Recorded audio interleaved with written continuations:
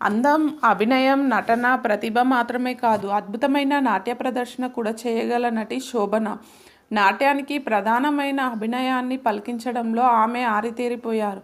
అందుకే ఆమెను నాట్యమయూరి అని తెలుగువారు పిలుచుకుంటుంటారు. తెలుగువారింటి పడుచుగా కనిపించే శోభన వాస్తవానికి మలయాళ నటి. నాట్యం, నటన రంగాల్లో తమ ప్రతిభను చూపించిన పద్మిని, లలిత, రాగిణిల మేనకోడలు శోభన. 1984 సంవత్సరంలో శ్రీమతి కానుక సినిమా ద్వారా పరిచయం అయ్యింది. ఈ సినిమాలో సుమన్ హీరో. ఆ తర్వాత నాగార్జున హీరోగా, విక్రమ్ సినిమాలోనూ కనిపించింది. చిరంజీవితో రౌడీ అల్లుడు, బాలకృష్ణ హీరోగా మువ్వగోపాలుడు వంటి సినిమాల్లో నటించింది. అలాగే మోహన్ బాబుతో కూడా రౌడీ గారు, అల్లుడు గారు, గేమ్ వంటి సినిమాల్లో నటించింది. ఆమె తెలుగు సినిమాలతో పాటు తమిళ, మలయాళ సినిమాల్లో కూడా నటించింది. రజనీకాంత్ చంద్రముఖి సినిమా అస్సలు మలయాళం మూలం.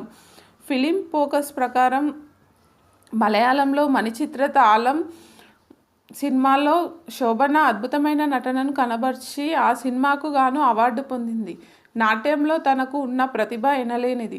1994 సంవత్సరంలో ఆమె శోభన కల్పార్పణ అనే సంస్థను స్థాపించి నాట్యాన్ని విస్తరిస్తుంది. ఎందరో కళాకారిణులు ఆమె వద్ద నాట్యం నేర్చుకున్నారు. చాలామంది తెలుగువారికి ఆమె మలయాళీ అనే సంగతి తెలియదు. అంతగా ఆమె తెలుగువారితో కలిసిపోయింది. అయితే ఆమెకు 50 సంవత్సరాలు వస్తున్నా ఇంతవరకు పెళ్లి కాలేదు.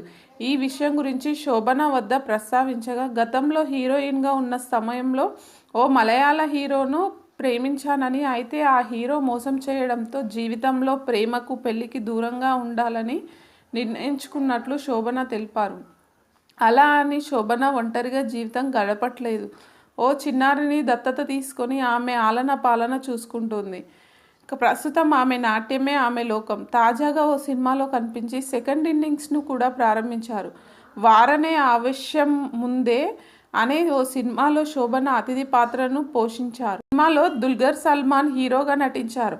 ఎంతో ఉన్నతమైన ఆలోచనలతో ముందుకు సాగుతున్న నటి శోభన జీవితంలో మరెన్నో విజయాలను అందుకోవాలని కోరుకుందాం.